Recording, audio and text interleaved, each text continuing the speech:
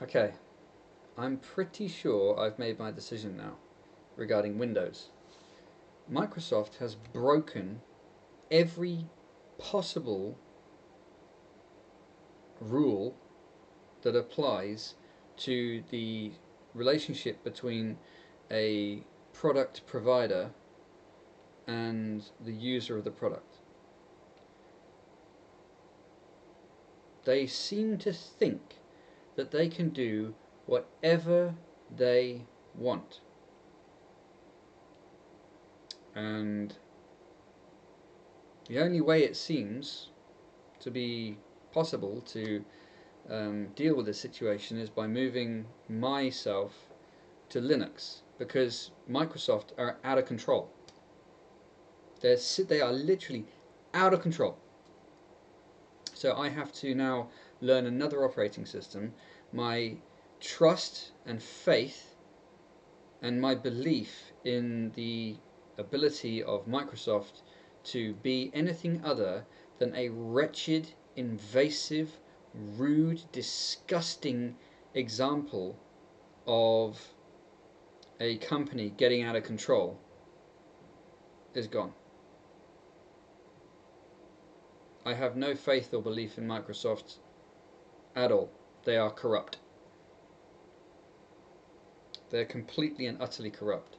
And the great thing is that in life, thankfully, we have the ability to move away from things like that. But there's a price.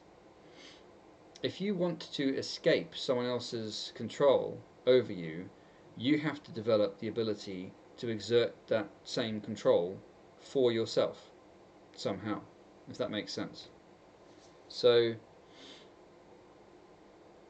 Microsoft was fine, and then they abused the trust of their users. They've just flatly abused it. And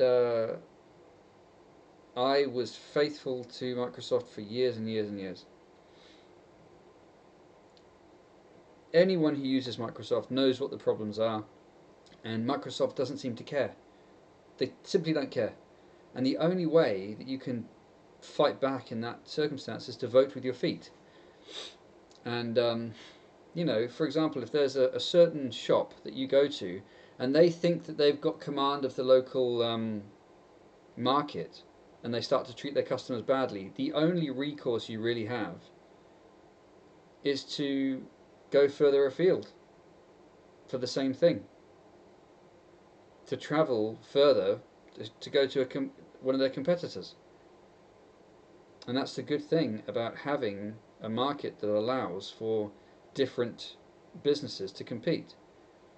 Now, Linux is not a business competitor of Microsoft's. It's freeware. So you have access to the source code of the stuff, you can tinker with it, which I really want. I didn't need this before. I trusted Microsoft, I relied upon Microsoft, and they have completely and utterly gone rotten. And it's kind of heartbreaking, because I grew up using Microsoft and I trusted Microsoft. But I guess that's life, Sometimes things just get infected and they're ruined. And that's Microsoft. It's dead. It's ruined. They think that they can do what they want, and they're sitting there and they'll wonder why everyone is going to move to Linux. And they will be left only with a particular segment of society, the morons. Because anyone with half a brain will see what Microsoft is trying to do and the invasiveness that they are perpetrating upon the average user, and they'll say, well, I've got to go, I've got to do something else. And that's it. Last year or earlier this year, I had made a foray into using Linux. I had a little go at using a couple of their distributions, and there are some things about it that I don't like. It seems to be some of the ways that Linux things are described are kind of infantile. I don't like that. But I don't want Microsoft forcing anything on me ever again. I think Microsoft is rude, arrogant, and I don't know how to put it. They're just rude. They're just obnoxious, and they think they can get away with what they want. I come back to my computer after having, I don't know, gone away to do something. I open it up again. Oh, it's all reset. I don't care what the benefit is. Do you remember when you used to, years ago, Microsoft would, there'd be something, you would somehow upgrade Microsoft, right? And when it was loading stuff, it would show you what was going on. You'd see all the different files loading, blah, blah, blah, blah. Now, actually, it's probably about, I don't know, 15 years ago, they changed to this thing that just said, please wait. Didn't tell you anything that was going on. Tried to treat the user as though they were complete brainless idiots who didn't need any information at all. In fact, someone made a funny picture of it using that little rotating circle with dots or whatever, and they wrote under it, "You," in the same text as, or the same font as Microsoft would use to say, "Please wait. We're doing things, but you don't need to know what it is," or something like that. And the point is that Microsoft treats their users like idiots, and it's insulting. It's that simple. If you insult people, if you insult your customers, your users of your product, goodbye users. They will eventually just turn on you and or turn away from you and just disappear. And you'll be sitting wondering, what happened? And this is what's happening with Microsoft. They've become arrogant. They've lost respect, or they don't exercise respect for the user. They literally exercise contempt because they believe by doing so they will encourage the user to be a dependent baby. And that's just rotten. So here we are. We're at the point where Microsoft has just ended. Microsoft's done. This is what happens when people who get a position of power abuse it. People just walk away. I learned this years and years ago when I was a kid. I had a position of authority, and I realized that the people who I was in charge of, they didn't just automatically do what I wanted. I had to actually deal with them. I had to show an understanding of them. Microsoft isn't respecting their users. And so the users, in fact, it's actively showing contempt to them. So the users are like, no, you can't have our loyalty. Every single time I use Windows, there's something changed on it. Something's messed with, and it's my computer. It's not Microsoft's computer. It's exactly the same as if I bought a car and then I went down to the garage in the morning and found people from the company that sold me the car changing stuff on my car. No, that's not how it works. Microsoft, get out of my computer. And since you won't get out, even though a lot of people hate what you're doing, I'm going to force you out. So I'm going to have to go to Linux. What a pity. I guess that's just the way it is. But I have to say, there are things about Linux that I don't like. It does seem quite soulless. And it was never that way with Windows. Windows had soul, truly.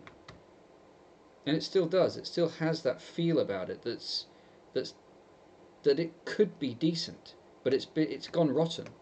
It has rot in it, so you can't use it anymore. So you have to choose something else in the meantime. And I suppose there's a lesson in life there. Sometimes things just go bad, and you have to vote with your feet and use something else until you're able to fix the thing that's gone bad, or something else evolves into the position that that thing that's gone bad used to be in. It's such a pity. It's this will end, this period of time whereby companies think they can do what they want with the user. But it's rot that's, I would argue, set in when the people who are trying to institute this new world order nonsense hijacked the British and American militaries and used our resources to go and fool around in the Middle East. Because when they were doing that, people were like, no, this is crazy. What are you doing? And then the whole media thing was, oh no, we'll just do it anyway. And you just felt powerless. And that seeped into all industry. And all the rest of the companies were like, well, hang on. The customer, the user of our product, the purchaser, doesn't have any rights anymore. Even the people of a country have no business, that their government's no longer accountable to them. So why should we be accountable to the people who we provide a service to? And that rot was it was actually pushed. If you remember how things used to be, or how this happened, you'll remember that it was actually pushed. The idea was that you just didn't have any rights to say what you wanted to say anymore. If you said anything against anyone in a shop or a bank or anything, you were an abuser. It was a joke. And that poison is what we see around us today. And it's not enduring. It would be enduring under a very, very highly overtly oppressive regime, like a communist country has. But in our culture, it can't endure. It's a temporary aberration. It's a rot. It's a scam that was produced intentionally, and it will run its course. And it's a tragedy, really. But we were caught sort of reliant upon. We had been lulled into a false sense of trust of our governments, of businesses, and now they've just proven that they are untrustworthy. There's no honour in it. It makes me laugh when I see companies advertising, we care. Such and such company cares. No, you don't. A company has no reason to care about anything unless it is forced to. Unless a government imposes regulation upon the company. So people, and this is where feminism comes in too, because women are more likely to say, oh, isn't it nice, that company, oh, they care. Whereas, a person with a proper masculine mind will be like, what nonsense. So, yeah, this is another example of how the rot that we currently see around us has to be fixed and where it came from.